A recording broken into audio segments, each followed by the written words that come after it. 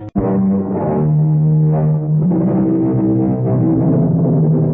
in. Welcome. I'm E.G. Marshall. In spite of all the books, the exposés, the articles that make patients think they are more knowledgeable than the doctors, the greatest mystery in our lexicon of science is still the human body. Murder, visitors from strange planets, the suspense of spectral visitors from the grave, none can compete with the simple but electrifying drama of the operating room. Ready, Dr. Schaefer?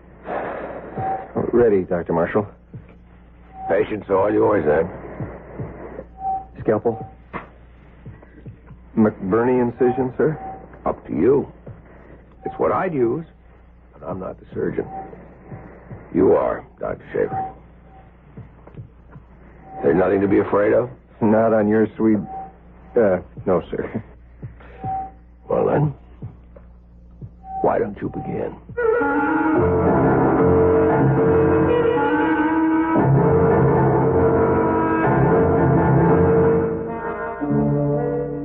Our mystery drama, A Case of Negligence, was written especially for the Mystery Theater by Ian Martin and stars Mason Adams and Marion Seldes.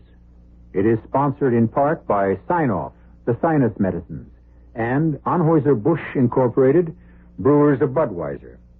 I'll be back shortly with Act One.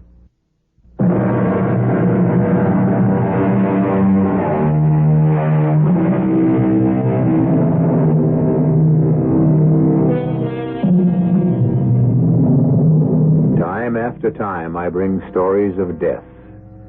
Spirits that rise from the grave, murder in every conceivable form, the torture of a man or woman knowing they are doomed, death which comes, as it must, to all men. Death, the great mystery. This story is about those men most concerned with it and with life. The doctors, in particular the surgeons, and the hidden danger they face. It begins appropriately enough in the clinic of a typical community hospital. You sit right there, Spud. Dad'll be right back with the doctor. No big deal. I don't need a hospital. Cheer up. It's only an emergency ward. What you do, got hand? Get it caught in a cookie jar? Well, I guess you must have got roughed up by a tiger. No, I just got bit by Shadow. Who's that, a black leopard? A dog, Tommy. But he didn't mean it. Of course he didn't. Because dog is man's best friend. I'm only a little boy. A boy's best friend, too. Then they won't do anything to him. Oh, no, why should they? When he didn't mean it. You get bit, too? No. Just indigestion. Something old men get. I don't like to step out of line, Dr. Downing, but, with this sort of thing, it could be. I quite understand, Mr. Pollock. Of course we've had no cases of rabies reported. It was a neighbor's pet, but just to make sure... Excuse me. Are you Mr. Clay? That's me, ma'am. I'm Dr. Downing. If you're not in any discomfort, this little boy's father is quite concerned I know, Doctor. Don't you worry about me. I'm used to living with pain after 75 years. You tend to Spud. And don't be too hard on Shadow. Shadow? Party of the second part, the dog. He didn't mean to do it. If you'll take Spud into the first booth there, Mr. Pollock. Come on, son. We'll get you fixed up. Come on. Thanks, Mr. Clay. I got a grandson of my own. Know just how the boy feels. And I'm in no hurry. Well, we'll try not to keep you waiting too long. I'm all right.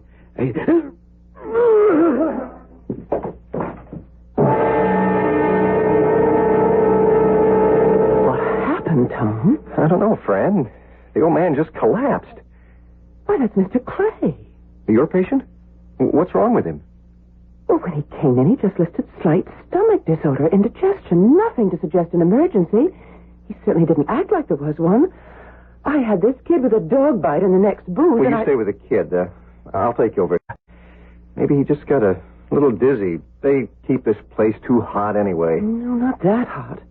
And he looks too rugged for anything that simple. Oh, don't worry about it. I'll check him out. Well, thanks for the helping hand, Tom. Mr. Clay? Yes? I'm Dr. Schaefer. Feel up to a few questions? Sure. I'm all right. Not quite. You just passed out. Well, almost. Oh, I had a bunch of cherry stones for dinner last night. Dug 'em myself. Must have caught a bad one. Woke up with a real bellyache. Well, let's pin that down. Expose the abdomen, nurse. What kind of ache? First off, I thought it was gas. Kind of sharp. Then real dull. Hey, that don't feel so good. I'm not surprised. Draw some blood, nurse. I want a WBX stat. You feel it here? Here? How about here? That's mighty tender. Mm-hmm. Well, let's get a little history on you. Okay, nurse, get me that blood count. Green light.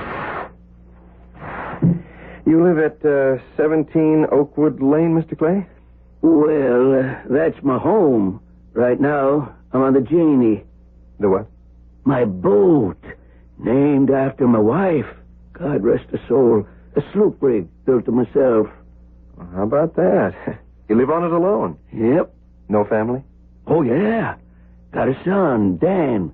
And his wife, Doris. And my grandson. They live in the house. Well, who sent you here? If you mean a doctor, don't have one. Never need one. Never get sick. You have a cold now? Thought I shook it, but it hangs on. It'll go. But you haven't seen a doctor for it? Nope. Salt and soda, mustard plasters, and a steam kettle. Got me over every one I ever had. This one, too. Do you have a family physician? Told you, nope. Guess that makes you my doctor. I wish you'd lay off pressing on my belly. Sure does hurt. I'm sorry. I'm surprised you were able to move around as much as you did. How'd you get to the clinic? Drove. I was in town for supplies. Then driving back to the boat right near the hospital. I got a real Jim Dandy. Doubled me right over the wheel. Mm-hmm. Figured I'd better have someone take a look at it. You figured right. You know what's wrong with me, don't you, young fella? I can make a guess. Acute vermiform appendix. That mean an operation? The way it looks, I'd say yes. May I have the phone number at your house? Why? Just to notify your son and daughter-in-law. Don't bother them, unless you think I'm going to kick off. The appendix isn't that much of a deal today. Well, even if it was, I don't think they'd worry anyways. Oh. Look, what do you say we get this damn thing out? It's beginning to bother me.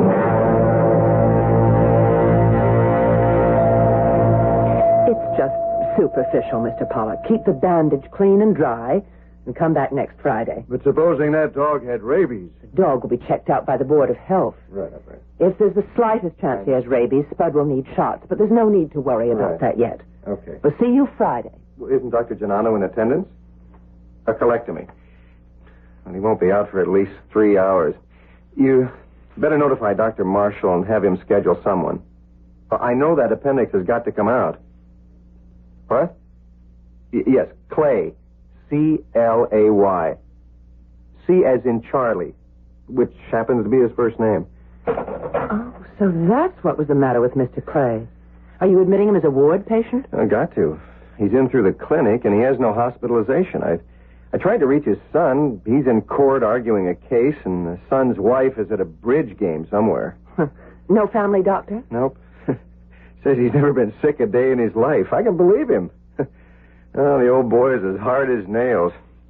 Well, I've got to get a more detailed history on him. Do you have to know all this guff about me? Well, you never know when it might come in handy. And it fills in the time while I'm waiting for your blood count. Now, let me see now. All the kids' diseases, measles, German measles, scarlet fever. Never had one. Any allergies? No. Have you ever had a bad reaction to penicillin or aspirin or... None. Unless that's one. That's your cold. Oh, that ain't what's bothering me, son. It's the pain in the gut. Oh, the blood count, nurse. Good. Let's see. White blood count 15,000. Oh, that clinches it. Get him undressed and we'll start to prep him. I'll be right back. You look kind of grim, Tom. Yeah. You got any consent forms in your desk, Franny? Sure. You going to operate? Before that appendix pops. I meant, are you going to operate? Me? Are you kidding? No. You're a surgical resident now, aren't you? Well, sure, and I've assisted at enough surgical abdomens to do any of them in my sleep, but it's up to Dr. Marshall to give me a nod, and if you think that GI ship-cracking tough son of a... Forgive my big mouth, Fran. I got to remember not to open it around the hospital. I hope you remember to forget. Here's your consent form. You better get it signed by a patient because Dr. Marshall wants you upstairs in OR immediately. That gives me butterflies in the stomach. But look at the hands, huh? Steady as a rock.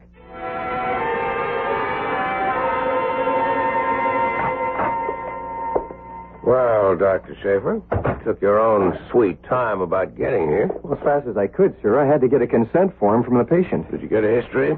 Here, Dr. Marshall. Oh. Bit sketchy. What's the best I could do? This is red blanket, sir. The patient's already on his way up. Then you'd better scrub. And while you're changing, you can fill me in. Oh, yes, sir. How bad is this chest congestion? Bad enough to indicate a spinal. At your opinion, or the anesthesiologist? He concurred, sir. I mean, that's what he would have recommended, so he agreed. And we're all in harmony.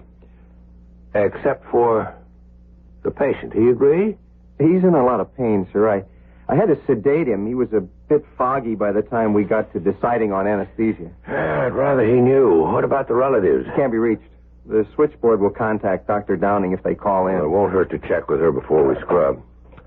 Some people still have funny notions about spinals, no matter how safe they are.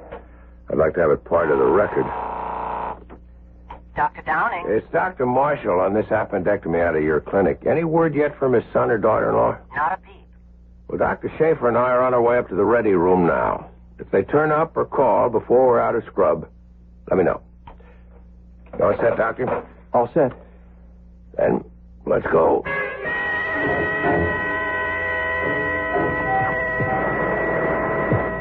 Gloves, nurse. Sir? Yes, Dr. Schaefer. Excuse me, Dr. Marshall, but you think there's anything wrong about this case? Not at all. Why? Well, I don't know. I just had a notion you... forget it. No, you're right in a way. When I found we were so short-handed, I thought this case might be the perfect one to let you get your feet wet as a surgeon. Well, I'd like to, if you give me the chance. Think you can handle this, Schaefer? Oh, yes, sir. Yes, sir, I do. I can promise you won't be sorry. Very well. The patient is yours once the anesthesiologist hands him over. May I have the patient, Dr. Davis? Thanks. Scalpel. McBurney incision, sir? Up to you. It's what I'd use, but I'm not the surgeon. You are, Dr. Schaefer. There's nothing you're afraid of? Not on your sweet... no, sir. Now, why don't you begin? Geronimo. Clamps, please. Good. Face your scalpel. Swab, please. Clamps.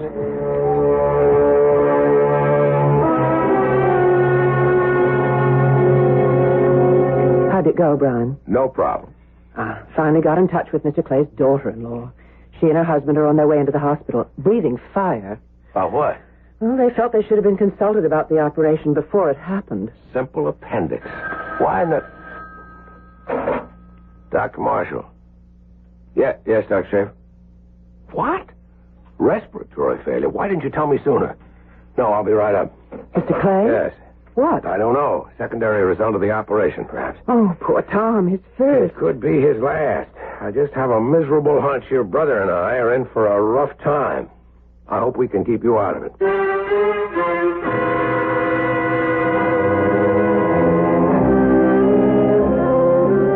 trouble does Dr. Marshall anticipate after a simple operation? And what does he mean by your brother?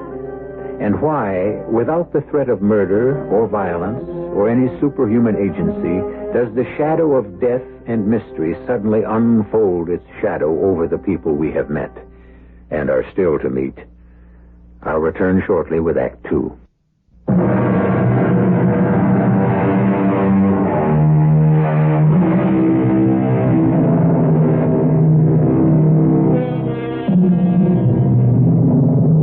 It is late in the day before the two missing relatives of Charles Clay arrive at the hospital.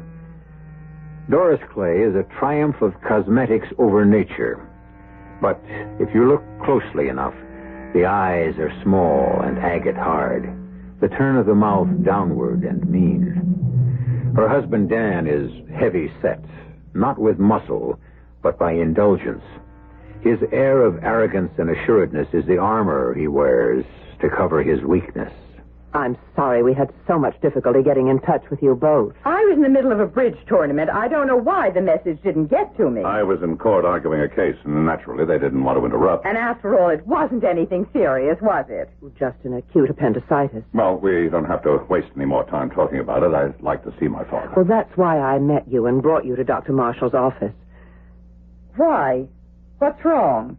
We were assured this was a very simple operation. Well, it seemed that way at the time, Mrs. Clay. And how does it seem now? Well, there were some complications. If you'll excuse me, I'll let Dr. Marshall, the surgeon, and our chief of staff explain. I'll have him paged, and I'll send him right down. Well, isn't this just a dandy little mess? Take it easy, Doris. Take it easy. You should have been here to talk to your father before they operated. I was in court. I couldn't walk out in the middle of a case. But you could have walked out in the middle of a bridge game. I'm not his child. You are. I couldn't have persuaded him to change his will back. And even if I could, he'd have insisted on seeing you before he took any legal steps. You know that. Do I? He didn't consult me when he cut us out of his will. Well, he was angry at us then.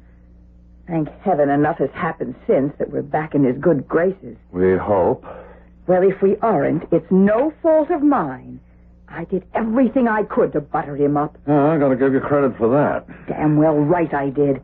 Letting David spend half his time on that smelly old boat, cooking his clams and his seafood, even feeding that mangy old dog of his. Ugh, I could throw up when I think of it. But it may prove to have been worth it, baby. Even letting David bring that miserable apology for a dog back into our nice, clean house because... Dan. What, dear? You said may have been worth it. Oh. When you had that talk with him day before yesterday, and you said he was coming home, you said he was going to change his will again yesterday, did he? I guess he didn't. What do you mean you guessed? His lawyer called me this morning while you were still asleep. He never kept the appointment. My Lord, you know what that means? If anything happens to him, Dan, we've got to get to him fast. Damn it, it was only a simple appendix. What the devil are you blowing a stack about? Maybe it's even better this way. We take him home to recuperate, and it'll be a lot easier to bring him around. I hope so, because I'll tell you this. If he dies and doesn't leave us enough to clean up our debts, I'm walking out on you, Dan Clay. Mr. and Mrs. Clay? Yes. Who are you? I'm Dr. Schaefer. Dr. Marshall was concerned about keeping you waiting so long. He asked me to come down and talk to you. We don't want to waste any more time. Both my husband and I want to see our father. I'm afraid you can't for the moment. Why not? I'm sorry to tell you this, but he's gone into a coma. Coma? What? How? We haven't been able to diagnose it yet, Mr. Clay. The doctors don't even know? From what we can see, it has nothing to do with the operation. It looks like an infection or an allergy of some kind. And what kind? Well, possibly a transverse myelitis. I mean, an inflammation of the spine. What's the spine got to do with an appendicitis? Your father had a spinal anesthesia. It was necessary since he had a severe cold, and a general anesthesia could have proven dangerous. Are you implying, Dr. Schaefer, that the spinal could have been a mistake? Not a mistake. But quite often a post-operative reaction, like your father's, might be due to an allergy. Do you know of any that he had? Didn't you ask Dad before you went ahead? Yes. But at the time, he was in so much pain, and we had him sedated so that... excuse me. Dr. Schaefer. Tom, it's Fran. Are the Clays still with you? Yes? Try not to alarm them, but I think you'd better bring them up here. Brian asked me to call. It's Mr. Clay.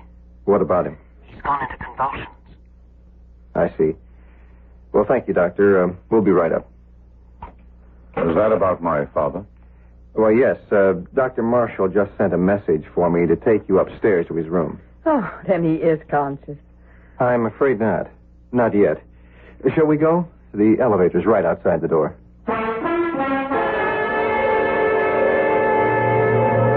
You were asking about allergies, Dr. Schaefer. A question, of course, you should have asked my father. I did. He said he had none. That he'd never been sick a day in his life. Just a big front he kept up. He was always getting colds, and he had trouble with his teeth. But you couldn't get him near a dentist. You remember why, Doris? 4 years ago when he had the tooth pulled? I'm not likely to forget. Oh, he had a terrible reaction to the Novocaine. We thought that... Do you use Novocaine with spinal? No, but we do use a related drug. And you didn't ask my father if he was susceptible to it? Mr. Clay, your father denied having any allergies. But you didn't check further. We tried to reach both of you, but we couldn't, as you know. And it was an emergency. Seems to me it still is. Because it's looking more and more that somebody did make a mistake. Damn serious one. Which door is my father's? Number 814. The one where my sister, Dr. Downing is standing. Your sister? But your name is Schaefer. She uses her married name. Dr. Marshall is in with your father now, if you wouldn't mind waiting just a moment. I don't know about Dan, but I'm getting tired of this runaround. I don't intend to be kept waiting any longer. It's urgent that I... Excuse me. Here's Dr. Marshall now. This is Mr. Oh, so you do exist. Well, I demand that I be allowed to talk with my father immediately. I am afraid that's no longer possible, Mr. Clay. What do you mean? Very sorry to have to tell you, Mrs. Clay, you, Mr. Clay, but your father's just passed away. Oh, good that's Lord, impossible. no. A fine old man in perfect health with everything to live for. Us, his grandson. No man is in perfect health after an operation. And besides... But we were led to believe it was a very simple operation. It was, Mrs. Clay. A classic appendectomy done in less than half an hour. No complications, no rupture. The appendix was in no way obstructed. The surgeon was able to see it clearly, detach it, and remove it without any... Just a minute. The surgeon, you said? Yeah. I thought you were the surgeon, Dr. Marshall. I was the surgeon in charge, but the procedure was actually handled by a resident. Just what is a resident, Dr. Marshall? A qualified physician who is training in surgery. What you're saying, Doctor, is that you allowed my father to be operated on by a novice? I'm saying nothing of the sort. I want his name. I want to know who he is. I did the operation, Mr. Clay. You? I think you must be mad, Dr. Marshall. Why, this boy scarcely looks any older than my 15-year-old son. Dr. Marshall, I want the answer to only one question. I want to know, if the operation was performed so classically, why my father died. I wish I could answer that.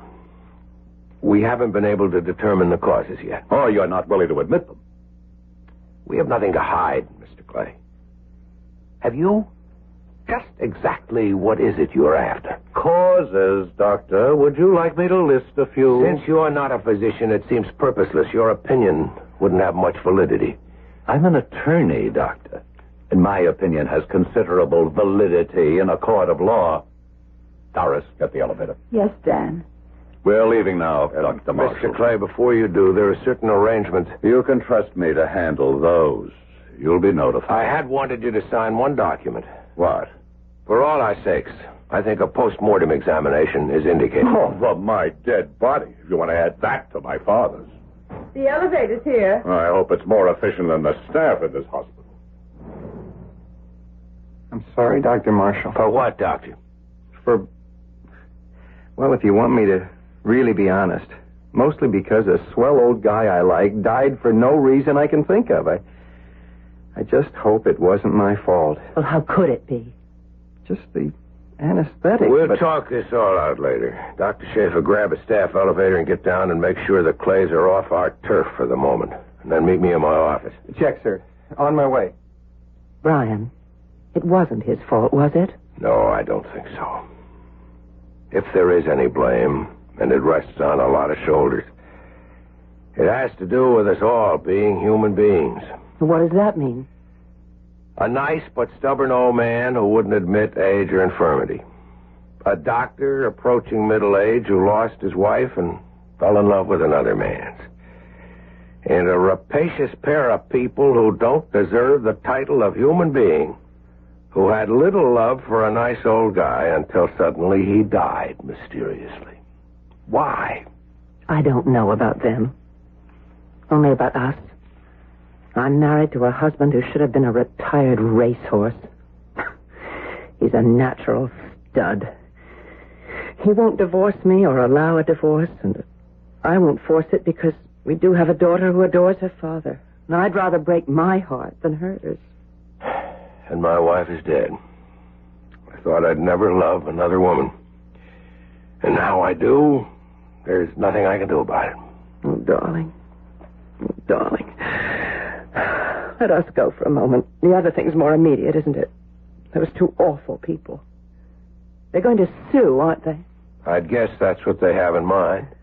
And if they ever got wind of us, they could crucify Tom. And us. And the hospital, perhaps.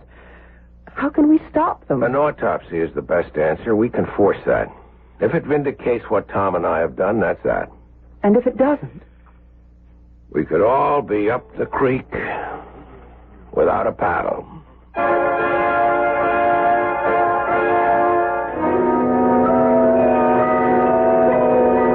The doctor's dilemma. There is no more demanding or exacting and exhausting preparation for any profession.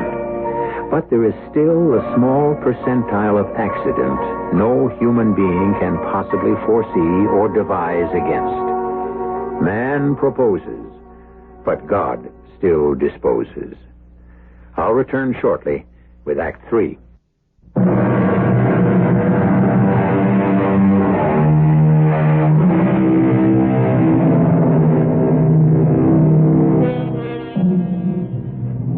Flood, famine, death, or whatever, Doris Clay rises late in the morning. It is one of her completely selfish indulgences she allows nothing to interfere with.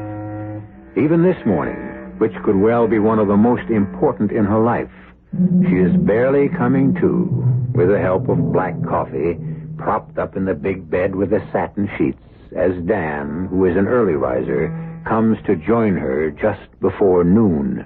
Oh, you look like the wrath of God. I feel like it. My nose isn't any good. I got the Chapman, Dad's lawyer. Fat old fool. But I've seen the will. And? The bulk of his estate is left in trust for David.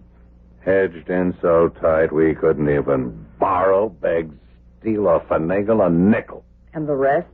It might be ironically funny if we weren't personally involved.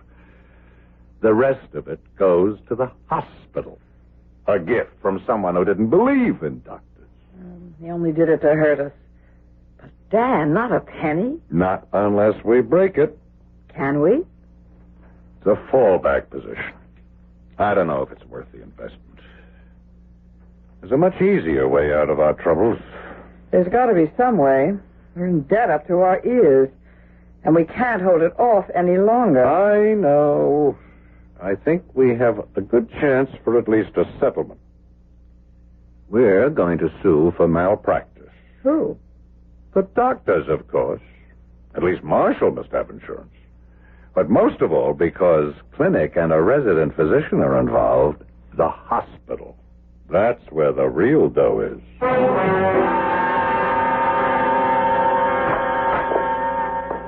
Come in, Dr. Marshall.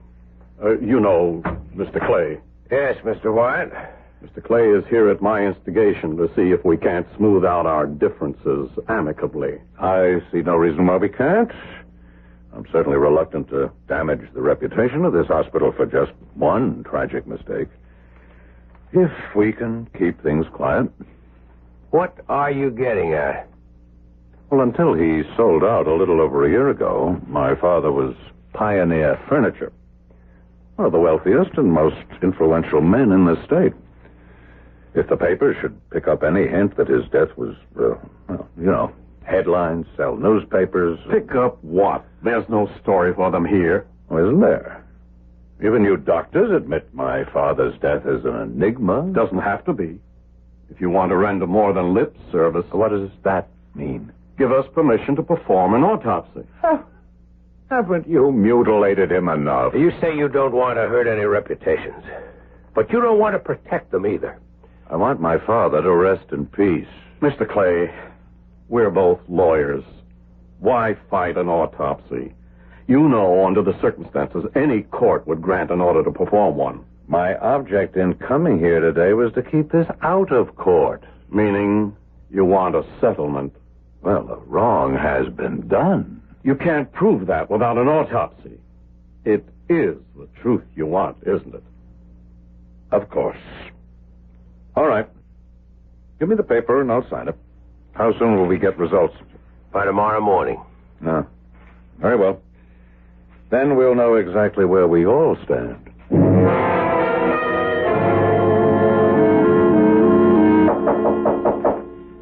Come in. Good morning, Brian. You got one of these too, Fran? A subpoena. I never had one before. You got plenty of company. You, me, Tom, Dr. Davis, and the hospital. The moment the results of the postmortem were in. But it was negative. I mean, cause of death unknown. It didn't prove any of us responsible. Unfortunately, it didn't prove that any or all of us weren't. There's one easy way out of this. What? I resign as chief of staff, take the blame, and make the best settlement with Clay that I can out of court. But why would you do a thing like that? None of us is guilty of anything. He has no case. Darling, the danger here is you and me. But we haven't done anything wrong. No, I'm rather sorry to say, no sin of commission. But a hospital is like a school or a small village, and the grapevine trembles in the slightest wind. If Dan Clay got any notion that you, a married woman, have any concern for me, and that I, because Tom is your brother, made any special consideration to allow him to operate. But you've done just the opposite. You've almost held him back because of that conscience of yours. I know that, my darling. You know it. But does the rest of the world? Long before all of this happened, I've been trying to face the fact that I should go away and leave you to Alec. In and out of any other bed he can find. Oh, no. You don't walk out because of me. Maybe it's time to get it all out in the open anyway. I can't protect my daughter much longer. She's getting old enough to know about her father. And we can take it as long as we know we're right. We are, aren't we, darling? As God is my judge, I believe so. Then what killed that poor old man? Nothing we did. I'm sure of it. The question is, how can I prove it? Dr. Marshall. Yes, Mr. Wyatt. I know. Yes, of course. I can't promise that we can't. I know, sir. Much better. I have Dr. Downing with me now. I'll round up the others and join you in your office. What was that? Mr. Wyatt wants us, Tom, and Dr. Davis up in his office. He's gotten Clay to agree to a pre-court hearing. It's worth a try to keep this thing from getting out of hand. Just a quick explanation of what an examination before trial consists of. This is Mr. Cooper, who's a court stenographer. He will take a complete transcript of everything said here, just as in a court of law. Though there is no judge present here, everyone will receive the full transcript, and you'll be bound by oath to whatever statements they make. All right, Mr. Clay. Thank you, Mr. Wyatt.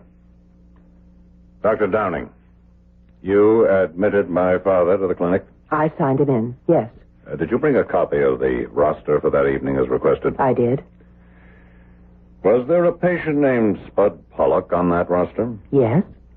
But according to this, he was 1, fourth in order after Charles Clay, and yet he was taken ahead of him. Well, the child had been bitten by a dog. It was an emergency. And an acute appendix is But not. at the time, I wasn't aware that... How could you be, since you hadn't asked? I submit that it was gross negligence for you. Negligence has not been established. Let it also be noted that Charles Clay did have an acute appendix and subsequently died the very next day. Now, as I understand it, Dr. Schaefer, you were the one who diagnosed acute appendix? I did. And you recommended an immediate operation? Correct. For which some form of general anesthetic is used. Not in this case. The patient appeared to have an upper respiratory infection, so Dr. Davis, the anesthesiologist, and I agreed that a spinal was the safest to use. Did my father sign a consent for the operation? Yes. And he was told about the spinal? At the time he signed the consent, it had not been decided on. So he was never told? Well, he was in great pain and under sedation by the time it was agreed on. Were you aware that Mr. Clay was allergic to Novocaine? I asked him if he had any allergies. He said no. Just general allergies or what, Doctor? There wasn't time to go into it in detail. There was risk of the appendix rupturing. If an appendix ruptures, is it usually fatal? Not by any means. But in this case, it didn't. Still, the patient died. Why? Do you know? You know we don't.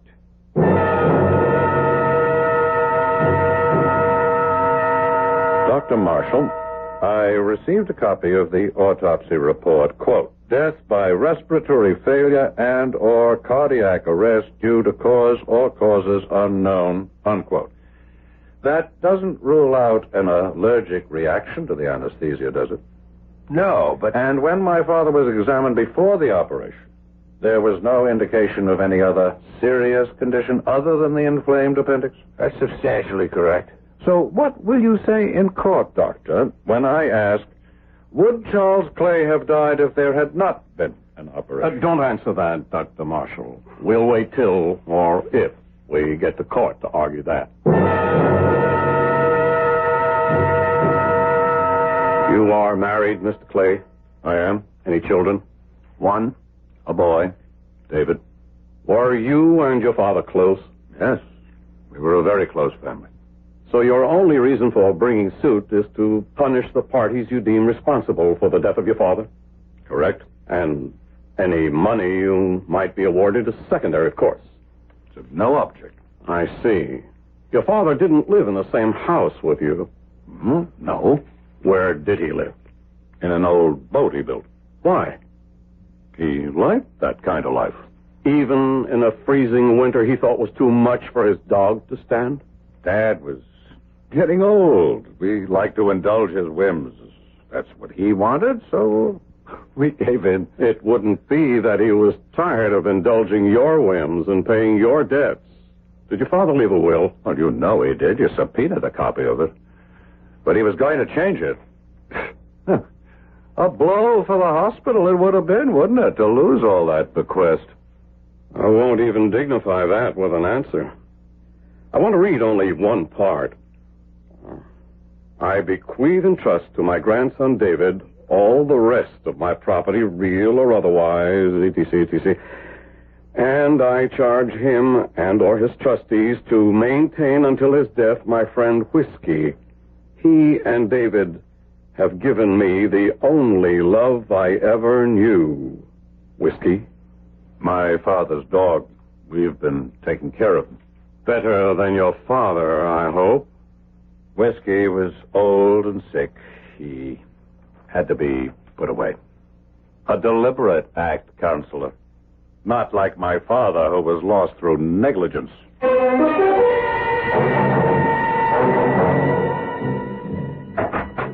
What is it, Brian? Are we alone? Yes.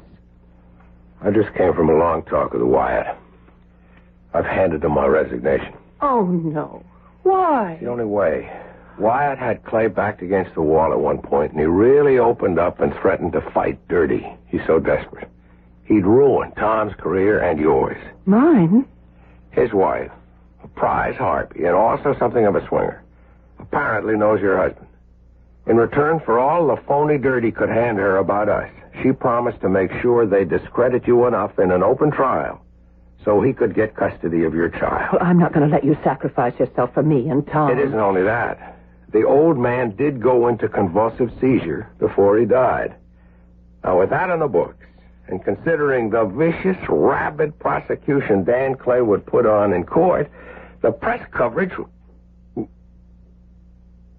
Rabid? What is it? That kid with the dog bite. Charles Clay's old dog. Francis, maybe I just found the answer. We've got to have another post-mortem.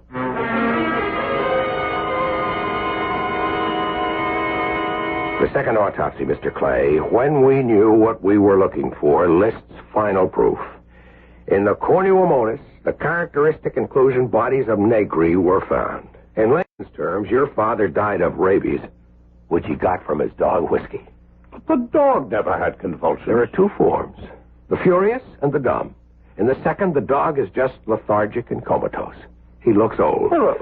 My father never was bitten. The saliva of the dog, when someone fondled him, if there was any break in the skin whatsoever, would have been enough to infect him. You're just lucky you had that dog put away before he infected your son, David. Now, get out of here before I give you a valid case to prosecute. Assault and battery.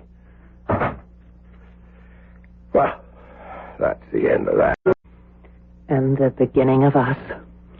What do you mean? Oh, I'm just realizing that I'm the one who's really guilty of gross negligence. Brian, my darling, you think you can forgive me? I don't know. I'll spend a lifetime trying.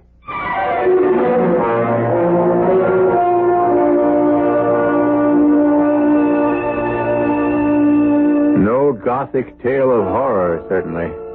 No murders, no horrendous tortured spirits rising from the grave, but a mystery story, and a story of jeopardy more important than most.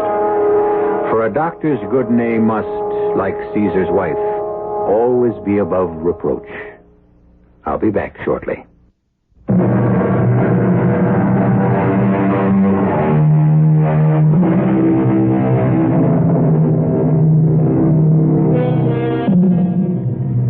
A few footnotes to a compelling story. First, that the doctors were vindicated. Second, to applaud the depth of a surgeon's knowledge that enabled him to make such a rare diagnosis, once he had the facts. Last, a word about old Charles Clay. Though today, rabies, if caught in time, can be cured, once the symptoms develop, death is inevitable. So, somewhere, Charles can perhaps take heart, knowing his death achieved one thing. It brought a happy life to two people who might have let it slip through their fingers. So, at the end, this was a love story. Our cast included Mason Adams, Marion Seldes, Bob Caliban, Alan Hewitt, Hetty Galen, and Gil Mack. The entire production was under the direction of Hyman Brown. And now, a preview of our next tale. With shaking hands, I measured a very small portion in a cup of hot water and took it down the hall to my uncle's bedroom. It's all right, my dear. I wanted to spare you for a little while, but you'd see it sooner or later. I couldn't believe I was seeing it then. The walls and floor were black, and so was the big bed with a prow like a Viking ship. My uncle looked like a ghost propped up against those white pillows. And thank heaven, John had warned me, because there on one side of the bed was that coat rack thing from which dangled a full-size skeleton. Don't be frightened, my dear. You'll soon get used to everything around here. Radio Mystery Theater was sponsored in part by Anheuser-Busch Incorporated, Brewers of Budweiser, and Sign-Off, the sinus medicines. This is E.G. Marshall inviting you to return to our Mystery Theater for another adventure in the macabre. Until next time, Pleasant dreams.